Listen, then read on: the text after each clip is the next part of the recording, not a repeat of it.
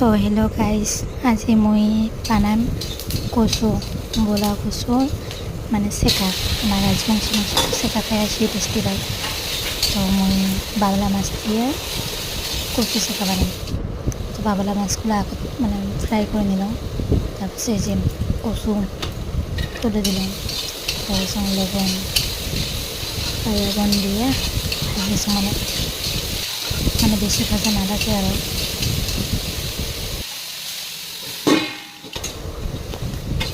ঢাকি দিলাম, দেওয়ার পরে পানি দিয়ে, মানে মই বেশি না ভাজো আর কি, পানি দিয়ে একবারে ছটা, তাৰপিছত শুকান মরিচের গুঁড়া আর অল্প অনেক হলদি, মানে রং হওয়ার জন্য, নাহলে সাদা সাদা হয়ে থাকে, দেখাত ভালো না লাগে না, কালারটা হওয়ার জন্য এখানে হলুদ দিয়েছে, লাল হওয়ার জন্য। তো এটাই উতল আসি গেল, তো সেকা পানিটা শুকালে মানে ফাইনালি হয়ে গেল। আর তো এত কিছু না দেখা যাবো, টাইম লাগবে বহুত। তো ওটা উতলটা